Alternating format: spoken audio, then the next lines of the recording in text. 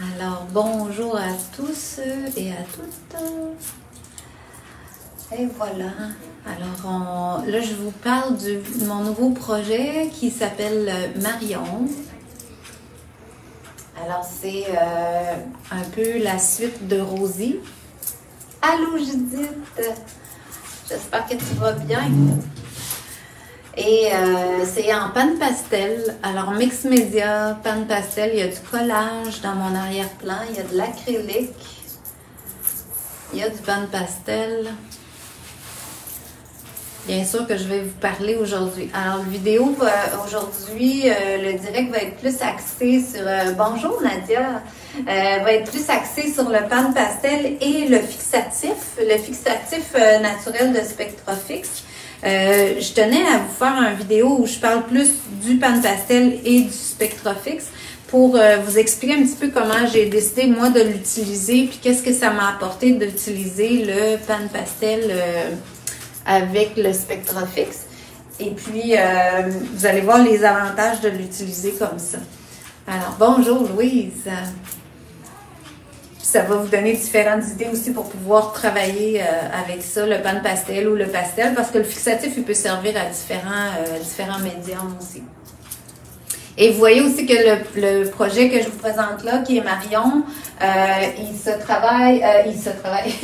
vend en patron, mais il se vend aussi en cours en ligne. Alors, je l'ai tout filmé. Vous l'avez de deux façons. Si vous êtes de l'extérieur, que vous ne pouvez pas venir à Québec, mais vous voulez être un petit peu plus suivi. Allô Sylvie. Ah, bonjour Daniel. Ça fait plaisir de savoir que tu es là.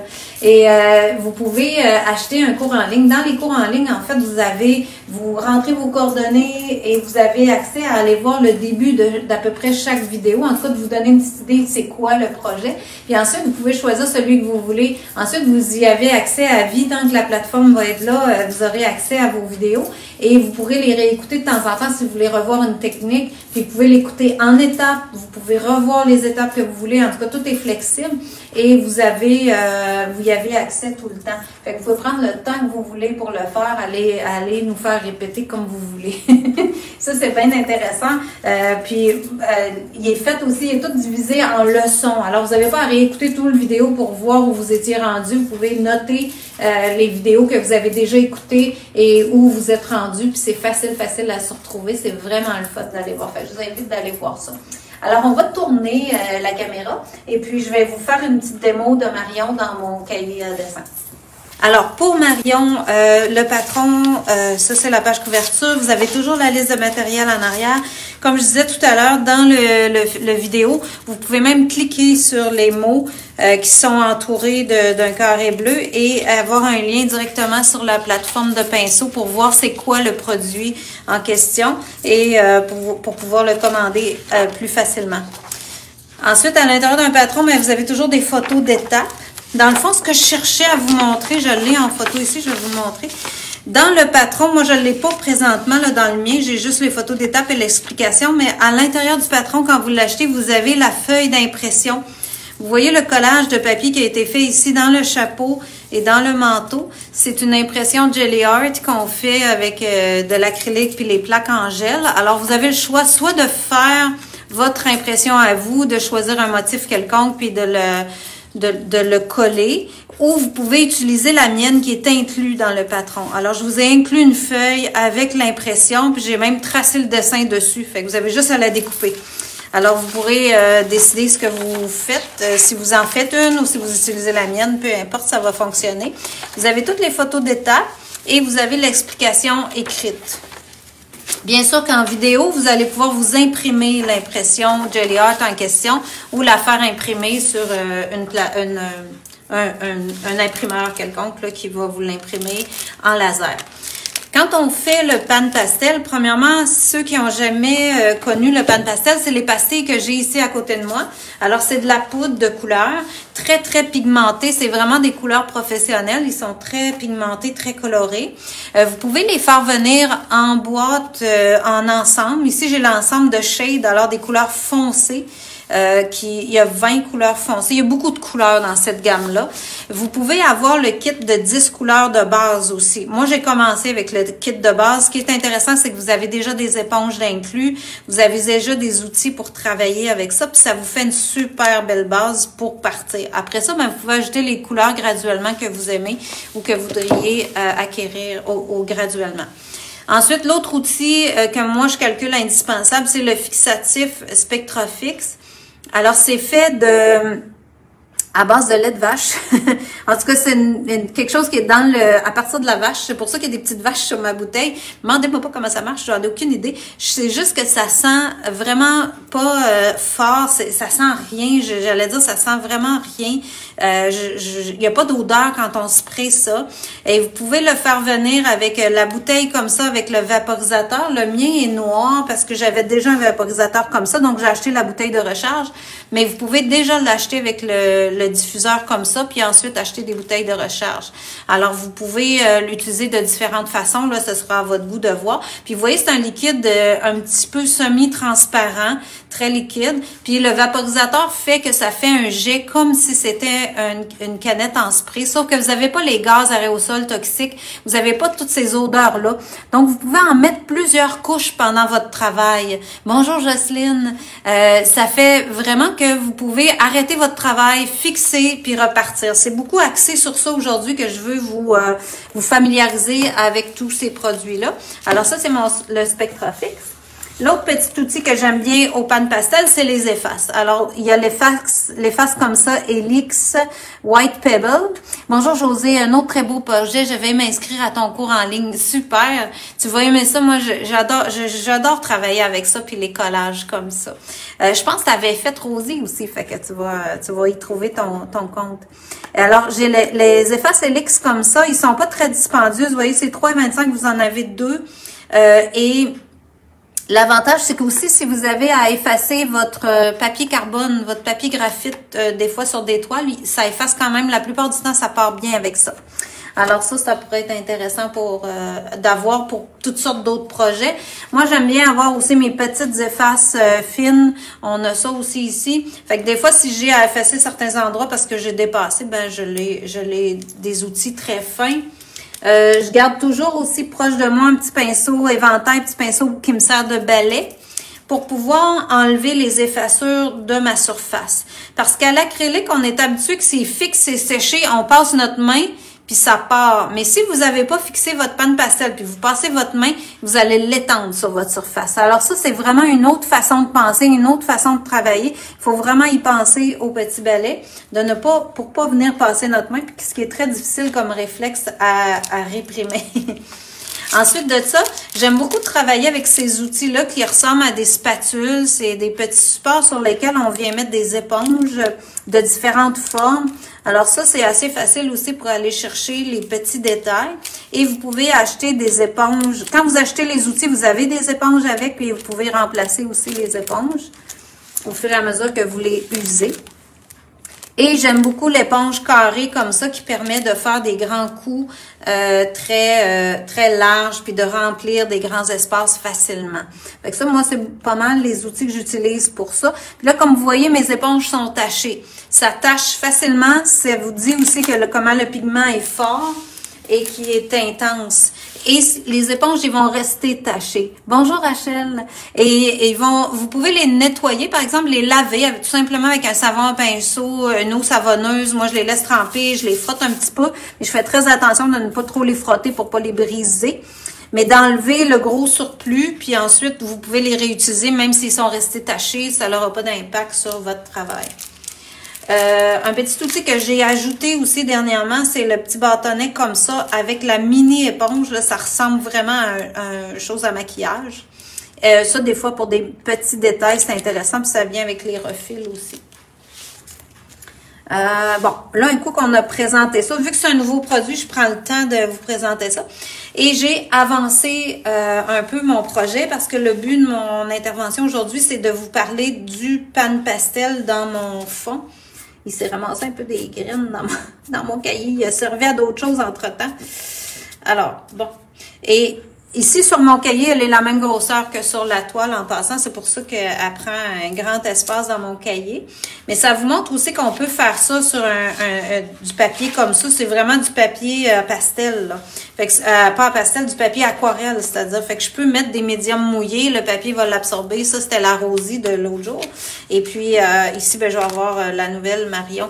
Fait que j'ai préparé mon fond exactement comme je l'ai fait sur ma toile. C'est-à-dire que j'ai fait des lavis, des taches de jaune de nappe et de terre de sienne naturelle de PBO. Ensuite, j'ai fait du pochoir qui est le pochoir gribouillis ou gribouillage en tout cas, qui est fait comme imiter des écritures. Ensuite, j'ai fait du collage de papier Inryu. Ce que vous voyez ici qui est comme brumé, un peu texturé avec des filaments. Ça, c'est le papier japonais Inryu que j'ai collé au Bindex. J'en ai collé à plusieurs endroits. Il y en a 2-3 places. Bonjour Lise, rebonjour. Et ensuite, j'ai tracé mon dessin.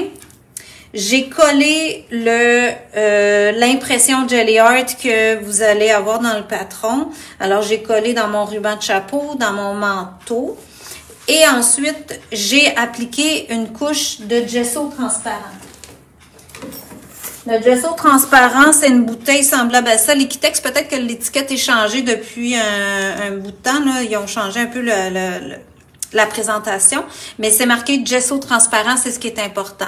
C'est quoi la différence entre le gesso transparent et les gessos réguliers? Parce que les gessos, vous en avez des blancs, des noirs, des transparents, il y en a même des couleurs, surtout dans Demco, nous on en a en couleurs, des or, toutes sortes de couleurs.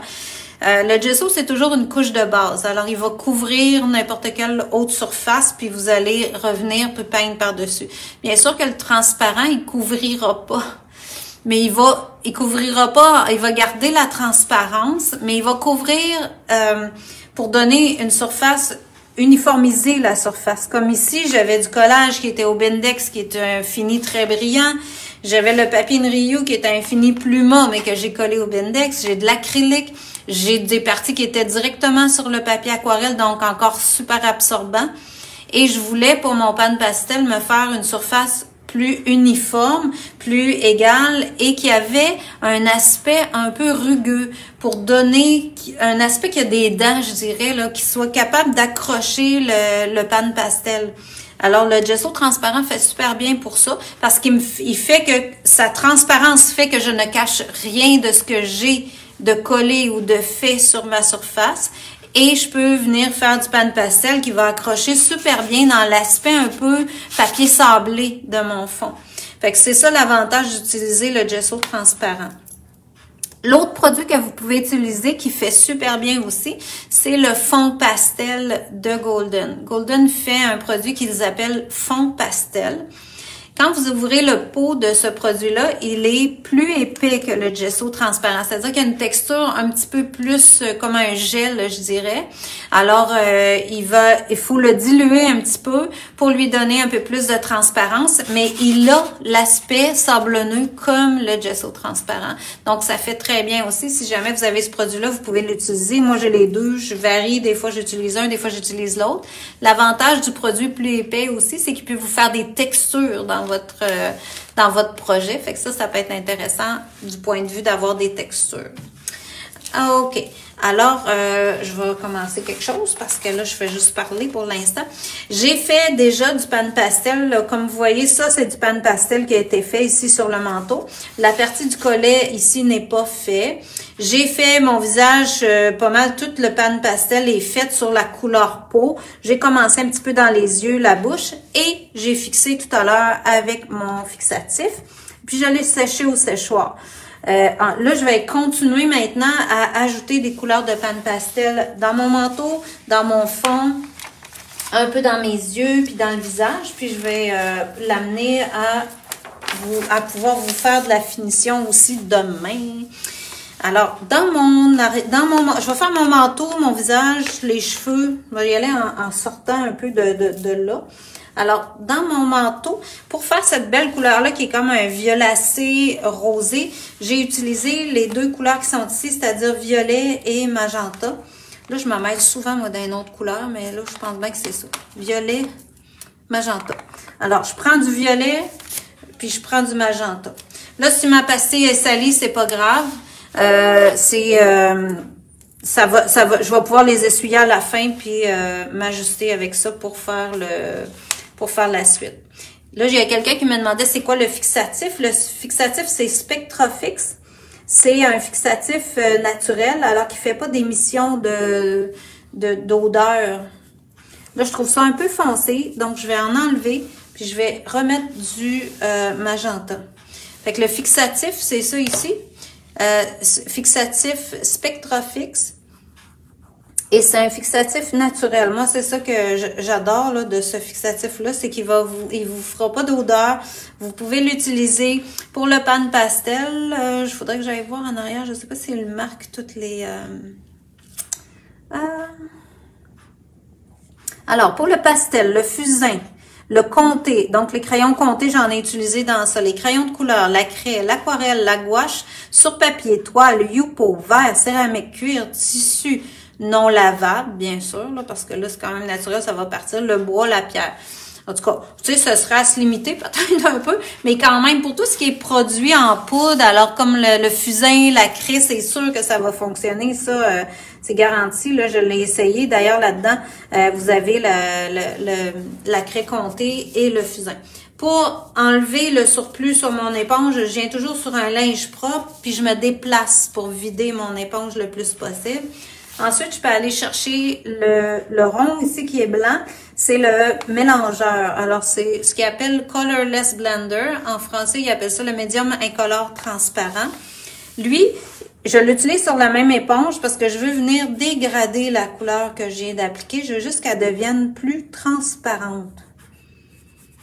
Alors, au lieu d'utiliser le blanc, je vais utiliser le blender pour garder de la transparence justement plus forte. Je ne dis pas que c'est complètement transparent, mais ça donne beaucoup plus de transparence. Puis on le sent sur le bâtonnet quand je travaille, je sens que c'est plus facile à glisser. Alors ça, c'est intéressant comme feeling de produit à avoir. Alors ça, je vais changer l'éponge. Je me souviens plus que... Ah, j'avais pris la pointue aussi. Alors, je vais changer mon éponge. Voilà. Puis là, je vais aller de l'autre côté avec le turquoise pour renforcer le turquoise de ce côté-là. Mais mon impression avait déjà du turquoise dessus, là. C'est pas parce que la couleur qui était là, c'est vraiment le collage qui a déjà cette couleur-là. Puis quand je viens ici à la jonction des deux, ben, je trouve à retoucher au médium incolore que je viens de mettre. Alors, j'ai pas besoin de remettre du médium incolore, puis ça se mélange super bien. On le voit un petit peu, ça me donne un côté plus lilacé là, qui se mélange le turquoise avec le lilas. Peut-on travailler sur n'importe quelle surface avec le pan pastel bois, toile? Oui, en autant que vous la préparez. Même chose comme j'ai fait là. Là, je suis sur papier, puis ça fonctionne. Donc, je pourrais travailler sur du bois. J'ai d'ailleurs une élève qui avait fait rosier sur un coffre en bois. Mais on avait scellé le bois, on avait fait une couche de fond blanc et on avait commencé les lavis, les collages, etc. Puis ensuite, elle a appliqué vraiment, vu que le bois est encore plus lisse que la toile, là, c'est vraiment important d'appliquer le gesso transparent, une bonne couche égale partout, mais une bonne couche pour qu'on sente le grain, là. Fait qu'il faut pas trop l'étirer, mais ça fonctionne. Ça, vous pouvez le faire. Alors, j'ai un bon fond de fait ici. Après ça, là, dans son visage, il faut que j'aille reviser un petit peu ce que j'ai mis parce que... Ah, c'est ça. OK. Dans ses yeux, juste pour pas la maquiller d'une autre couleur. Il me semble que c'est le mauve.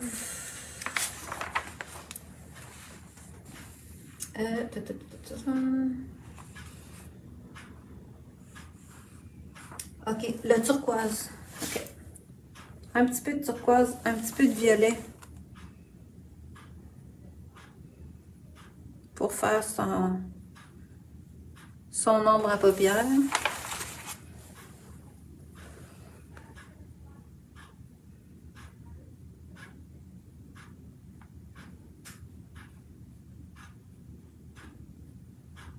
OK. Et puis, je vais vider mon éponge. Je vais juste aller le placer comme il faut au bord. Là, je peux vous montrer un petit peu l'avant. Comme ici, là, ça a dépassé un peu. Ben, je prends ma petite éponge, ma petite efface, puis j'efface. Ici, j'ai pas besoin nécessairement dans les cheveux d'effacer ça. De toute façon, ça va être en noir. Puis là, j'y vais avec mon petit balai enlever les effaceurs. Ensuite, avec la même éponge, je prends le médium incolore, puis je viens dégrader ça. J'en réenlève, j'avais l'impression qu'il m'en restait encore. Et voilà. Ça y fait comme un petit lilas sur la paupière. Ici, je la trouve un peu forte. Je trouve que je suis allée loin. Fait que je peux venir l'effacer. Regardez comment c'est facile. Mon fond ne s'efface pas parce que je l'ai fixé tantôt.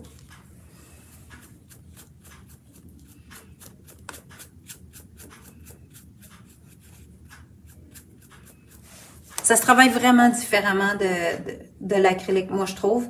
Mais quand j'ai le goût de faire du pan pastel, c'est le pan pastel. Quand on a le goût de faire de l'acrylique ou de travailler autrement, ça prend vraiment des médiums différents. Fait que ça me fait mon ombre à paupières. Ensuite, je suis allée lui faire des petites joues un peu plus roses. Alors là, je viens chercher mon magenta. Puis je vais aller déposer un peu de magenta dans le coin ici. Puis là, ben, si je vous la mets à côté, vous allez voir, là, vous vous dites, hey, c'est beaucoup.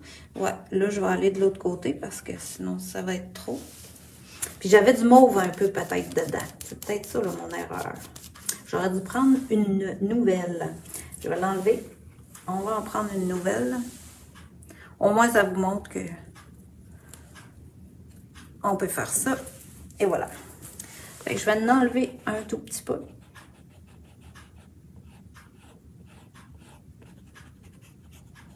Comme ça.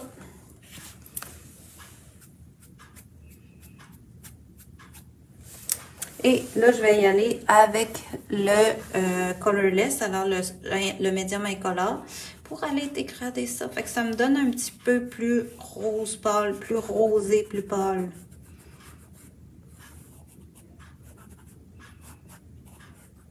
OK.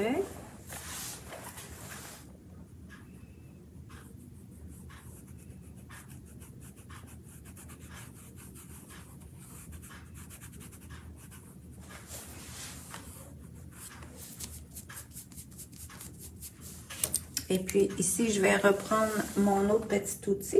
Puis je vais reblanchir à l'intérieur de mon visage pour revenir aussi gonfler sa petite joue.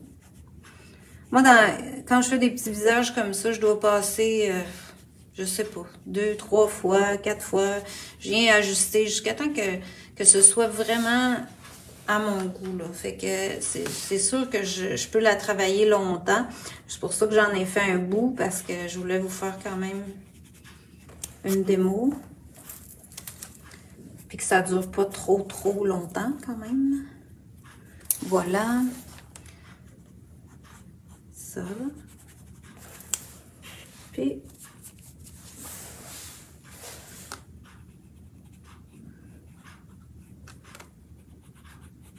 un petit peu plus rose. OK.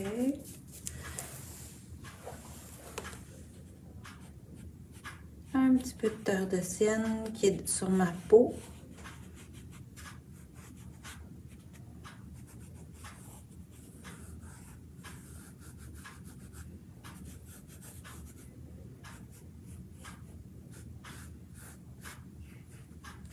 Puis ensuite, je vais aller lui remettre un peu plus pâle aussi sur son menton et refoncer la bouche.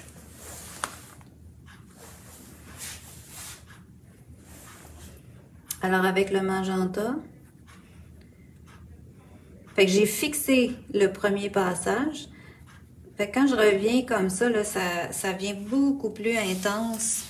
c'est beaucoup plus intéressant de fixer puis de revenir après. Quand on fait des choses précises, je tiens à préciser ça parce que j'avais fait un premier projet en panne pastel qui s'appelait Libre. C'était vraiment pas aussi précis que les petites faces comme ça.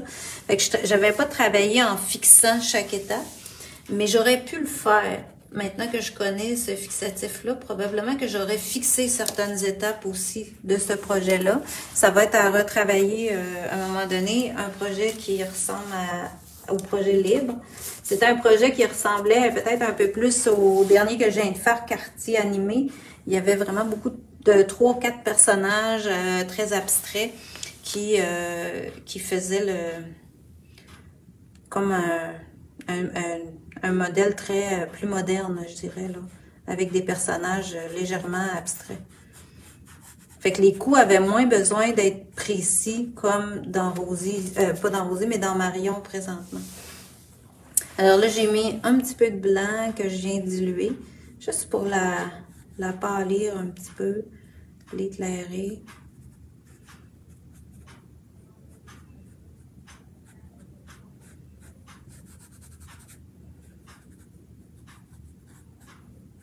Voilà, puis je pourrais remettre un petit peu de blanc sur sa lèvre. Toujours la lèvre du bas qui prend la lumière plus que la lèvre du haut. Ensuite, je vais remettre à nouveau un peu de turquoise dans ses yeux. Ses yeux, à l'origine, ils étaient jaunes avec de l'acrylique et je suis venue faire du turquoise par-dessus. Fait que mon jaune influence un petit peu la couleur de panne pastel que je viens mettre.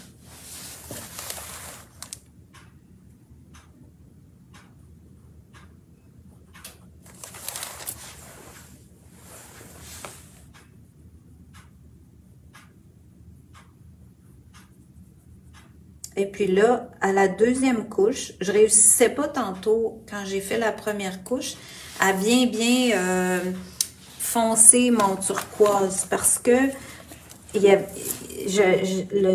sais pas, ça prend pas en épaisseur quand vous le mettez un par-dessus l'autre. Mais quand il est fixé, comme là je l'ai fixé, ben je suis capable de venir puis de remettre une autre couche, puis là, ça devient tout de suite plus opaque. Alors, le fixatif, il sert à ça aussi, pour aller me donner des parties plus opaques. Un coup qu'il est fixé, je suis capable de continuer puis de remettre d'autres épaisseurs. Fait que là, je pense que dans sa petite face, ça a du bon sens. Je vais passer aux cheveux. On va mettre une nouvelle éponge sur celle-là. Excusez-moi. J'ai tellement parlé aujourd'hui. Alors, un coup, ma petite éponge bien rentrée. Je vais donner une première couche sur ses cheveux. Alors, dans ses cheveux, je vais venir mettre du jaune pour faire la petite blonde. Fait que je me sers un peu de cet outil-là. Ben, pas un peu, je me sers de cet outil-là un peu sur sa tranche. J'applique un premier passage avec le jaune. Le jaune, il s'appelle Diarylid Yellow, mais dans la catégorie Tint. Alors, quand il marque Tint, en français, il ne marque pas, mais il marque juste jaune diarylide, mais c'est comme les teintes un peu qu'ils font. Si je vais chercher juste le jaune diarylide, ça va être un jaune beaucoup plus intense que ça. Ici, c'est comme s'il y avait déjà le blanc dedans. C'est ce qu'ils appellent les teintes. Alors, c'est des couleurs qui sont diminuées.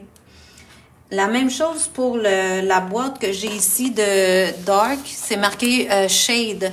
Alors, c'est les plus foncés. Donc, c'est un vert de base dans lequel ils viennent mettre une autre couleur pour le foncer. C'est un peu le même principe. J'ai pas fini? OK, oui, ça va bien. OK, c'est bon. Là, je me dis, ça n'a pas de bon sens, j'ai pas encore fixé. OK. Fait que là, mes petits cheveux en jaune, comme ça. Puis sur ce jaune, je vais fixer, puis sur ce jaune-là, on va venir mettre des ombrages.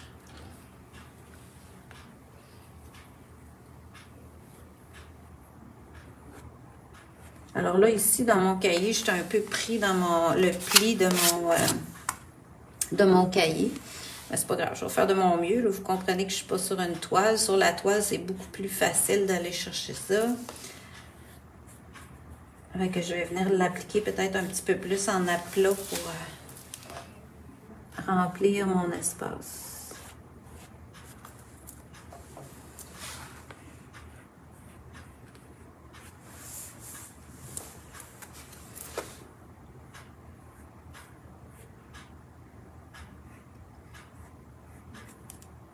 Et voilà.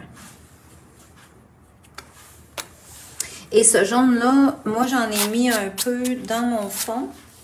Alors ça, je suis venue y en mettre là quand je regarde mon modèle. Puis je peux vous démontrer peut-être avec une éponge. Ouais, ici, j'avais le jaune. Fait que je peux venir faire des grands coups avec les grandes éponges. Avoir des beaux aplats de couleurs.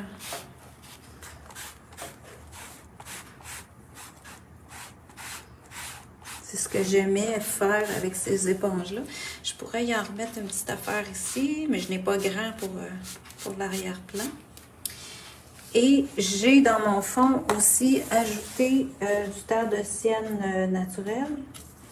Je vais changer cette éponge-là. Parce que le terre de sienne en panne pastel, il ressemble vraiment au terre de sienne que j'ai mis en couleur. Fait que je ne sais plus trop dans ma toile qu'est-ce qui était en acrylique et qu'est-ce qui était en panne pastel. Mais si je veux foncer comme ici, mettons derrière l'oiseau, ben, je peux venir faire comme imiter un peu des branches. Puis là, l'oiseau, vous le voyez probablement presque pas. Je vais venir le faire un tout petit peu, lui. On va aller me donner une idée. OK. Fait qu'on peut avoir du foncé dans certaines parties. Dans mon fond, c'est ce que j'ai fait. Là. Je suis allée mettre du foncé pour foncer la base de la toile. Pas mal comme ça. Ensuite, l'oiseau. L'oiseau, à mon souvenir, j'ai commencé par le jaune. Je vais reprendre, juste je vais me vérifier.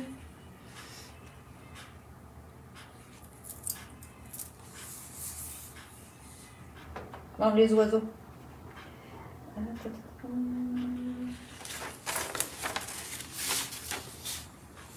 Voyons, ça n'a pas de bon sens. Alors, je vais vous le faire comme je pense, parce que là, je ne le trouve pas. Fait que, à mon avis, j'avais fait beaucoup de jaune pour commencer, puis ensuite, j'ai rajouté les roses. Non, j'ai fait le rose en premier. Je le regarde, là, puis j'ai fait le rose en premier. Ça fait déjà un petit bout qui est fait. Fait qu'on va venir mettre les roses dans les... Vous allez le voir sortir, là. Fait qu'on fait des petites touches pour imiter un petit peu les plumes.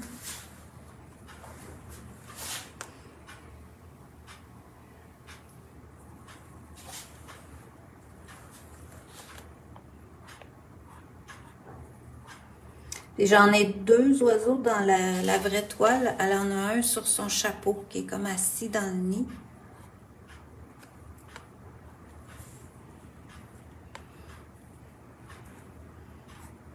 Comme ça. Puis, un petit peu les joues.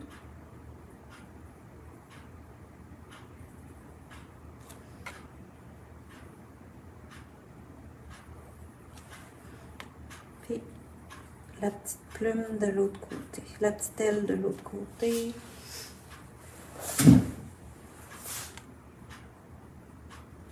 Voilà. Et ensuite, si je viens avec le jaune,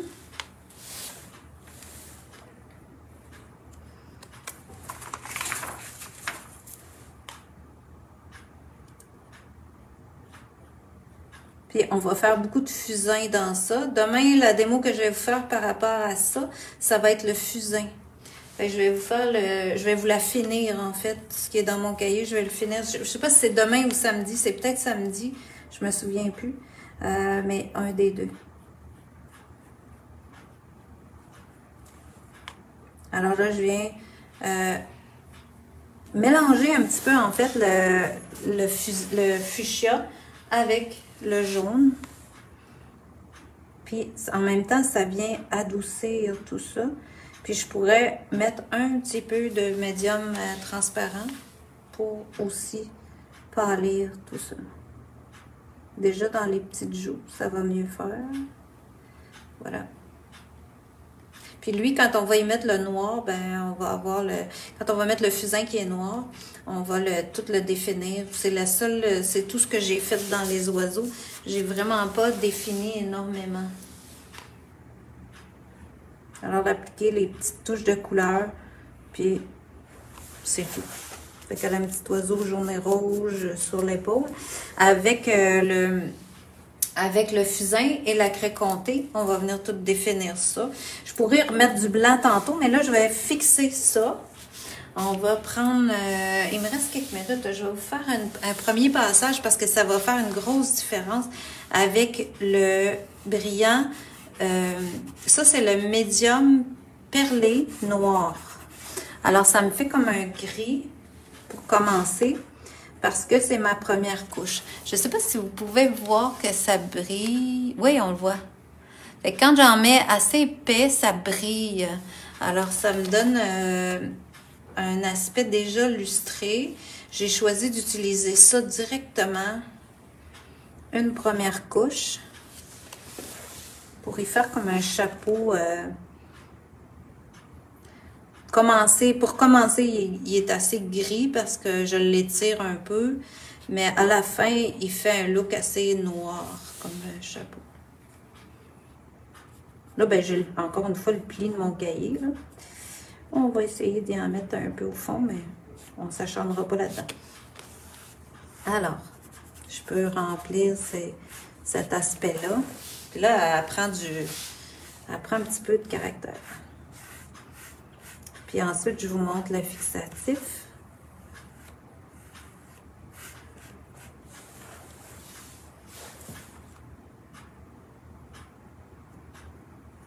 Là, c'est là que quand j'arrive dans des petits espaces, soit que je vais prendre mon petit outil pointu, ou je pourrais aussi aller travailler avec des outils comme ça qui sont plus petits pour les espaces. Ça fonctionne super bien. Moi, je l'oublie souvent, là.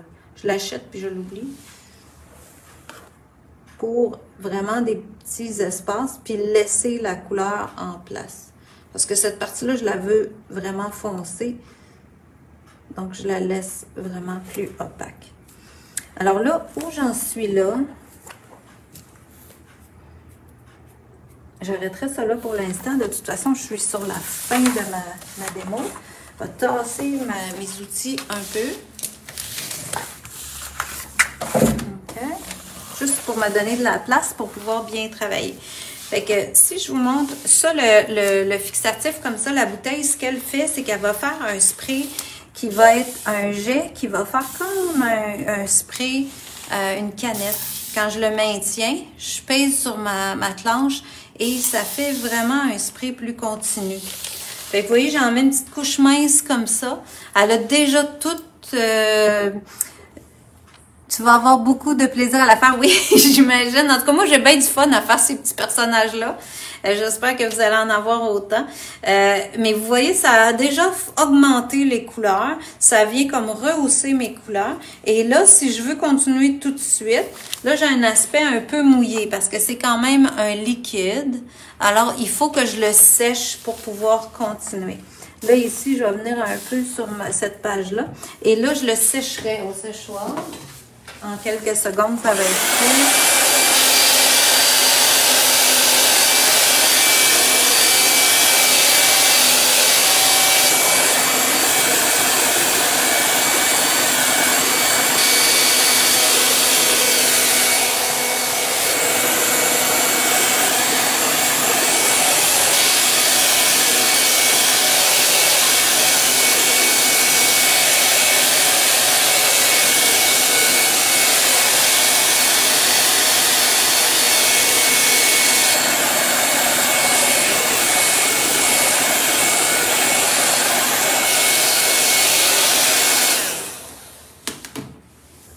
Voilà.